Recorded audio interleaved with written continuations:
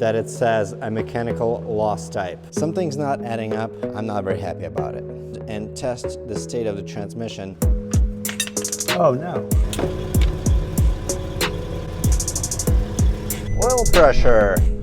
Oil pressure, stop engine. Hello and welcome back to the channel. And if you're new here, here's what you missed. This here is one of the TOUAREGS that I recently bought from Copart.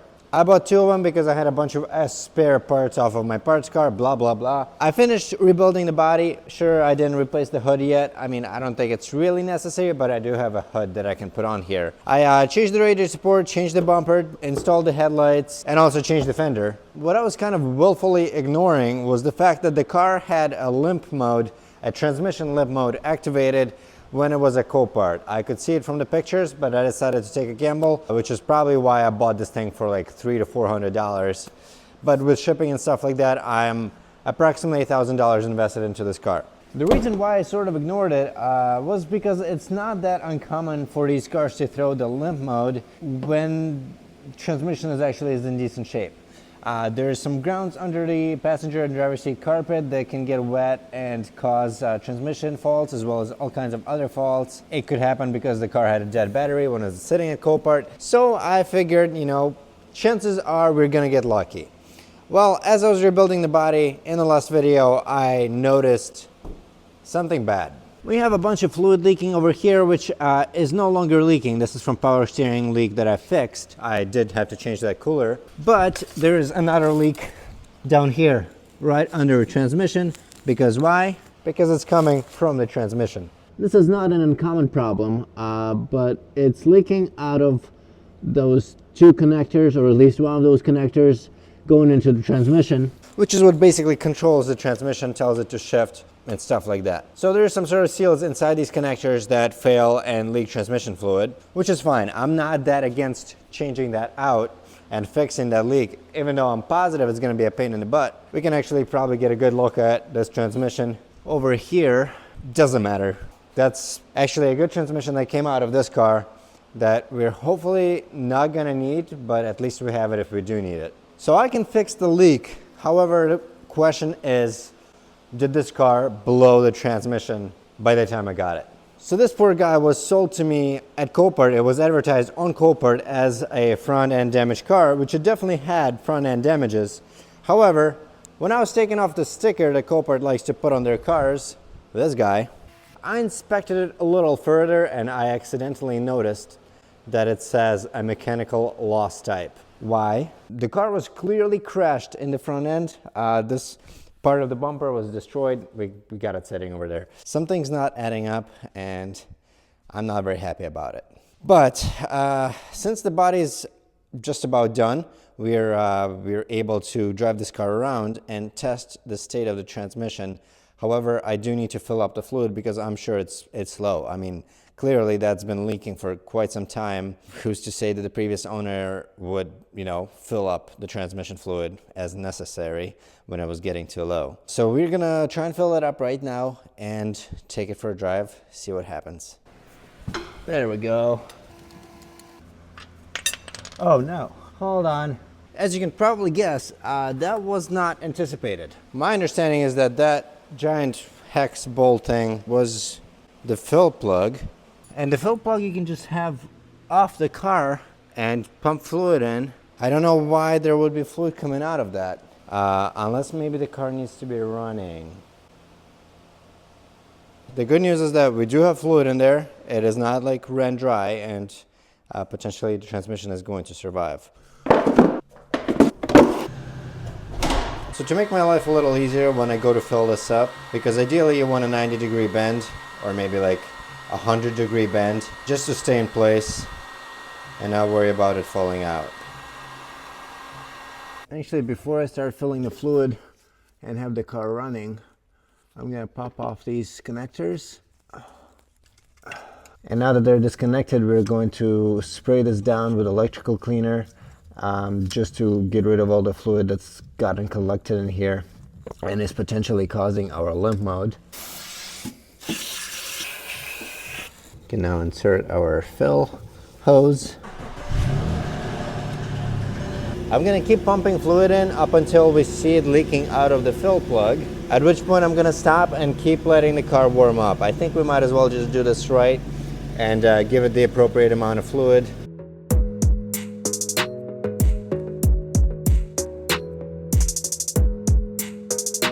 Looks like we've got a pretty steady flow out of the fill plug, so that means that we're full. And I can get in here, pull out our hose, hopefully without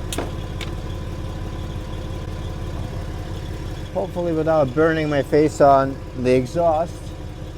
And for a second there, I was very scared that I broke off this piece and dropped it into the transmission, but it looks like this is the entire piece and there's no chunks of this in the transmission. That would have been really bad. So now we just let the transmission warm up. Once we have no more leaking is when the transmission is at an optimal level. Okay, it's been running for about 25-ish minutes. I also realized that I messed something up in the windshield washer fluid reservoir because I filled it up and immediately all the fluid came out. So we're gonna have to get the fender liner off and deal with that later. But for now, we don't really need windshield wiper fluid. We're gonna throw the fill plug back in and take this thing for a drive.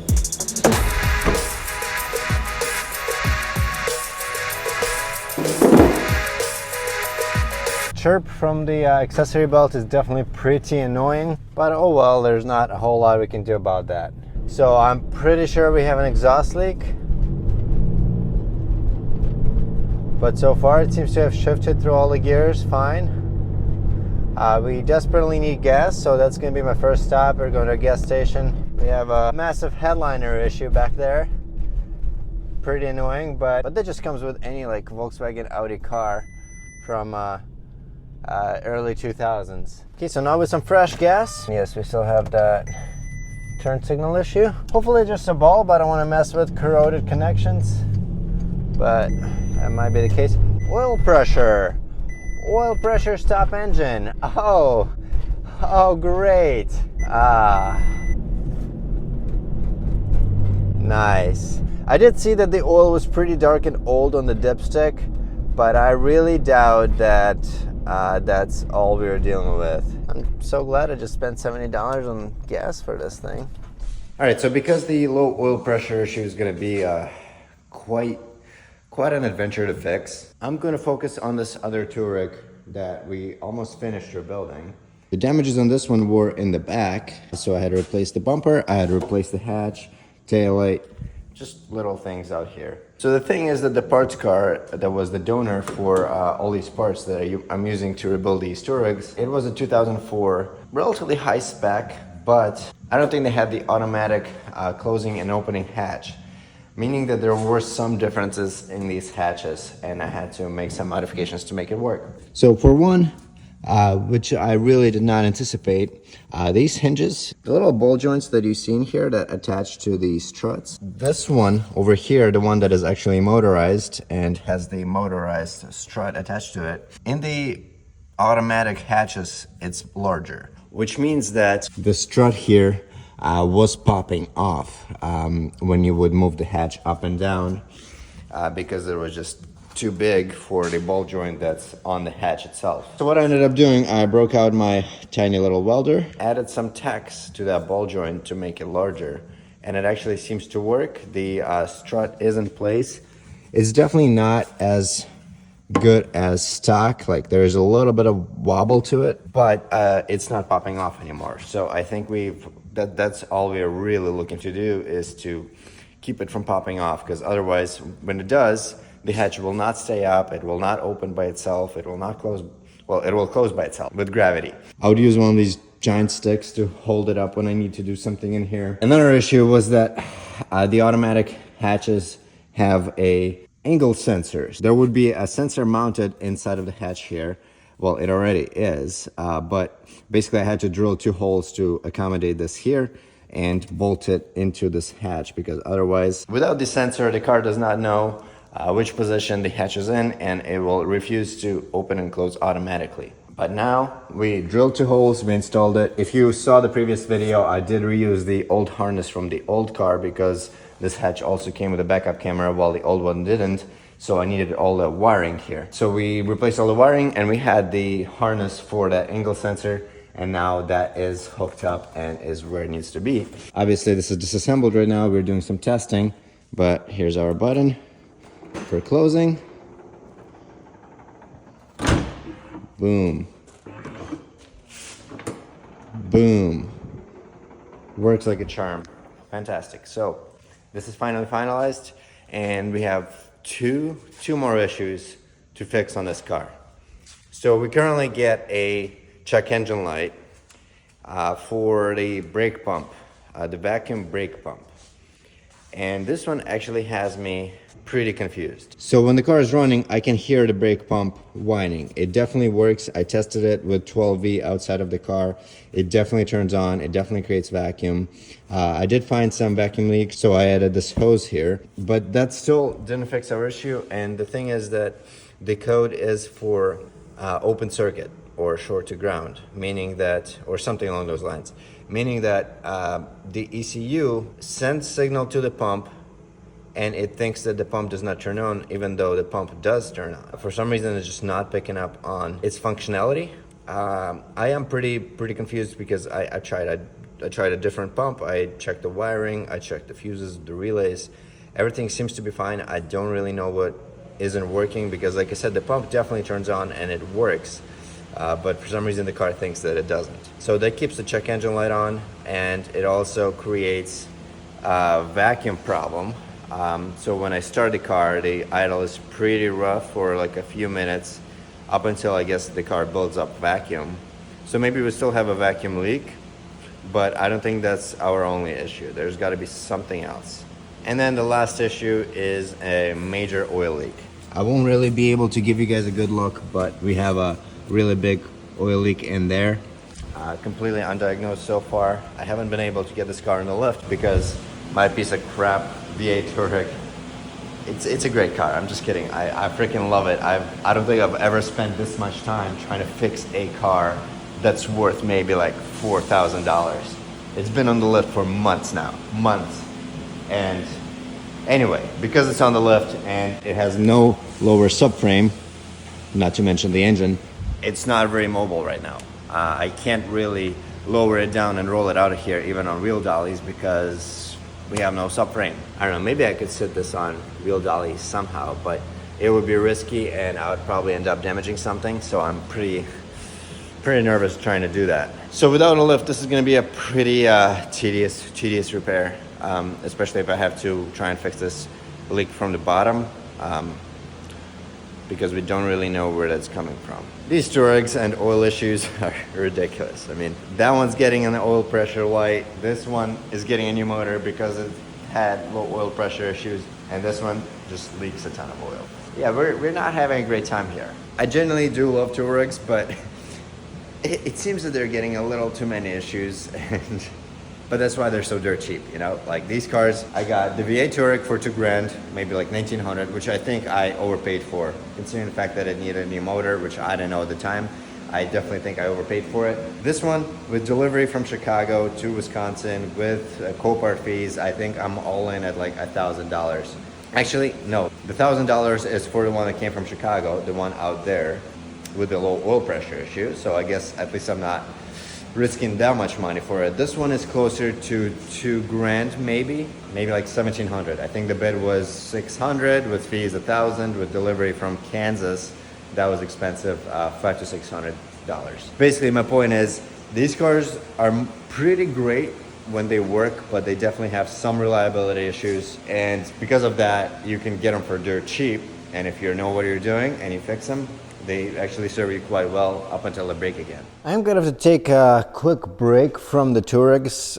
First, because they're driving me crazy. Secondly, because I have a new little project I've been working on. So this trailer came from Copart. This one got pretty messed up. We have no tongue on this currently because the original one got a little damaged. got a little dent on it. I can't even say it looks like an L because besides this bend, there's a bend here. The little brackets that hold it down here, they got a little messed up, but really nothing that bad. This one was perfectly fine. This is the one that I needed to repair, as you can see. I bought this trailer for $150, which I think is relatively cheap. Like, I wouldn't say it's a steal considering the amount of damages on it, but if you think about the parts that came on it, a jack that is in very good shape. The bracket is a little rusty, but the jack itself is good. Still has the wheel attached to it. The tires have about, I don't know, maybe 5/32 worth of thread. The wheels are in good shape. The lights are new. That's what I installed. I haven't wired them yet. I just bolted them down. Basically, what I plan on using this for is motorcycles. I happen to tow bikes quite a bit, and every time I've been paying like 15 bucks to U-Haul, which is very cheap in my opinion. 15 bucks for like 24 hours worth of use of a motorcycle trailer is very good, and they have very good trailers. And I thought it was just time for me to own one myself. And I think this will do great for that. I spent, I want to say $50 on the new steel. So 200 bucks total. The lights I already had. Pretty solid, pretty solid. I think for $200, a used trailer would be in really bad shape. Worse shape than this, although I do have to do a decent amount of work on this one, but it's definitely savable.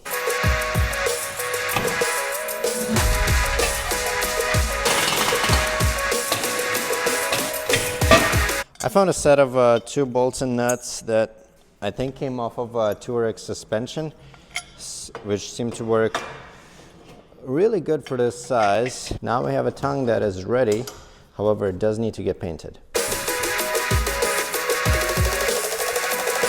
I don't really care about this wood, so I don't really mind getting some paint on it. It's not gonna hurt it.